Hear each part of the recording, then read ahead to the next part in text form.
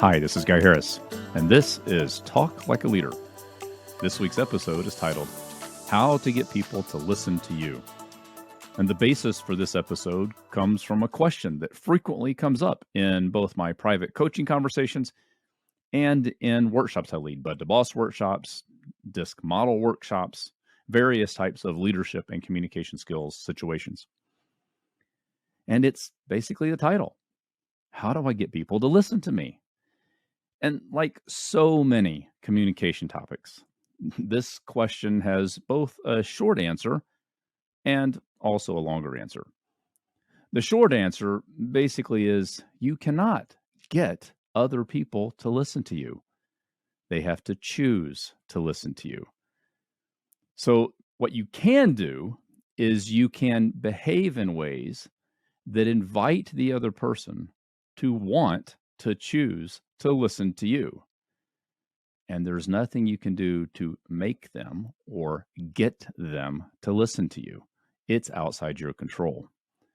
Well, to answer the question, how do I then behave so that it invites people to listen to me? I got to consider what is it that causes people to make choices to do or to not do things, to listen or to not listen. What we can do is we can understand these drivers people have and then adjust our behaviors appropriately to fit what works in the situation. And actually to get our mind or our focus off of trying to make the person do something or get the person to do something, and instead shift our attention to what we can do to invite them into willing cooperation or willing conversation with us. So there's some mutuality of listening in both directions. So let's first consider this idea. Most people will respond favorably to situations or environments where their needs are being met.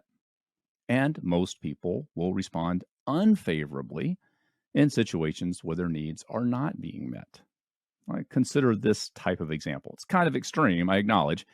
And I'm going to use it just to basically paint a picture so we have a visual representation of what we can be experiencing in communication with people.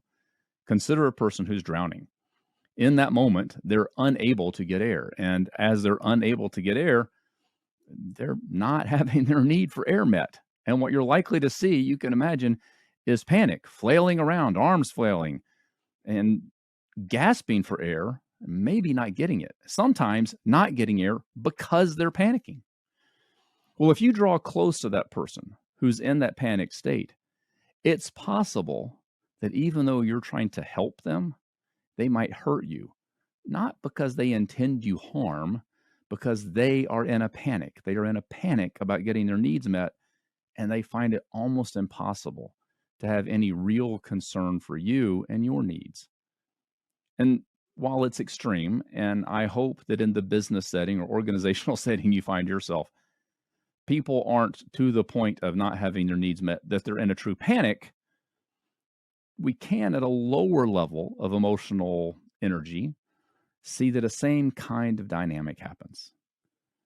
And while I'm no expert on how to deal with people who are drowning, so I'm not going to offer perspective on how to save a person who's drowning, I'm going to use the example as a way to understand emotional states people might be in different stages or situations in life.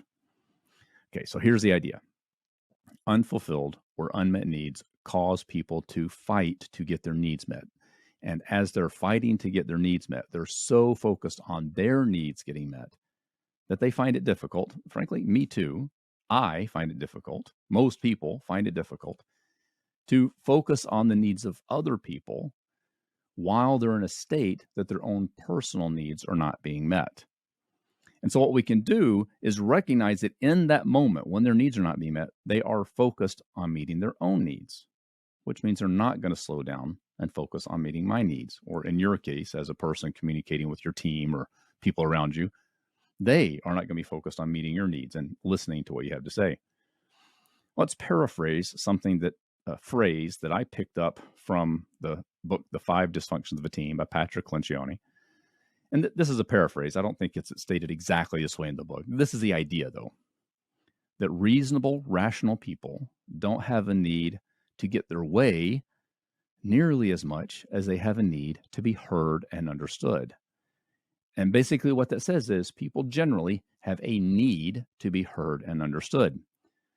Let's put the three ideas together that I just shared. The first idea is that people have a hard time focusing on the needs of other people when their own personal needs are not being met. And most people have a need to be heard and understood. So can't focus on other people's needs when we have unmet needs. We have the need to be heard and understood. And if you think about what's necessary for people to listen, in order to listen, you have to slow down a bit and consider the needs of the other person so that you can listen to them. You have to be in a state where you can set your personal needs aside for the moment in order to listen so that you can satisfy the other person's need to be heard and understood. Well, in this case, what we're talking about is if you want to get people to listen to you, then where we're trying to get to is where the other person is willing to slow down and listen to you. Okay, now, in many cases, the reason that people won't slow down to listen, they won't slow down to listen to you, is because they don't feel heard and understood by you. But make it personal. It's probably true in most situations when people don't want to slow down and listen to me. It's because they don't feel heard and understood by me. I'm not going to say that this is a universally true, 100% true, every situation, every human being, every interaction statement. In fact, I will never say that about really any of the principles I talk about here because there are so many variables that my brief little 10 or 12-minute episodes can't possibly fathom and consider and dig into. So let's look at broad strokes. The main reason people won't listen to me in most situations is probably because they don't feel like I've listened to them. Maybe some other different situations, extenuating circumstances. That's going to be a common thread, though, that I can run with. So I'll share that with you. A person's basic fundamental need to be heard and understood needs to be satisfied before they are going to be able to hear and understand. And that's the general principle we're looking at. Let me say that again. Until a person feels heard and understood, they're going to find it hard to hear and understand. So what do we do with that? I'll say that the fastest and most reliable way to get another person to listen to you, I have found that the fastest and most reliable way for me to get another person to listen to me is for me to first slow down and listen to them. And in your case, for you to slow down and listen to them. In other words, I, have to give to them what we want from them in order to get it. So we have to first give it in order to get it.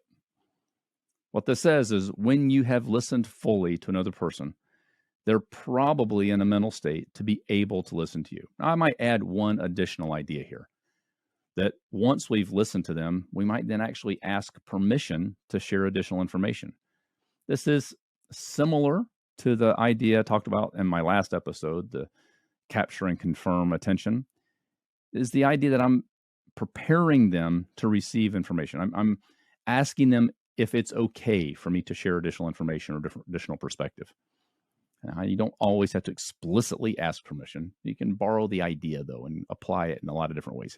Here are some ideas to run with. That when you ask permission, you have invited them into a conversation with you rather than just try to force something down their throat.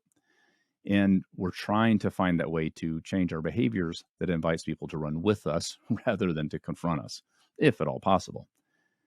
Now, here's what the communication flow might sound like. And we start with the idea of slowing down and listening to them and paying attention to their concerns, listening to their concerns. I'd probably even say something like a repeat back or paraphrase of what they said so I could check in with them to make sure that I heard and understood them clearly and completely. Give them a chance then to correct any misunderstanding I might have. It might be something like this. So it sounds like that maybe this is your concern, or it sounds to me like your focus is here. Or if I understand correctly, the problem you're trying to address is this, or some version of that, depending on the situation. Just to show that I've heard and understood and give them a chance to fix it if it's not right, or to agree if it is. And then I can go ahead and say something along these lines. Would it be okay if I shared an additional perspective with you? Would it be okay if I shared additional information? Is it all right if I share with you how I see this situation, or something to that effect? Now, please remember, every relationship does not require this level of sensitivity. Probably doesn't hurt most of the time, though. So here's the idea. There's no communication technique that works all the time. We can talk about general tendencies and principles and directions that often work. And then based on those general tendencies and directions, adjust them to specific situations and specific relationships.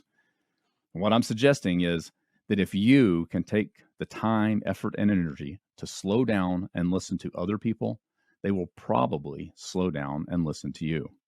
And if you can do that, you can talk like a leader. This has been the Talk Like a Leader podcast. You can listen to this show every week wherever you get your podcast. If you haven't, be sure to subscribe so you never miss an episode. I'm Guy Harris, and thanks for listening.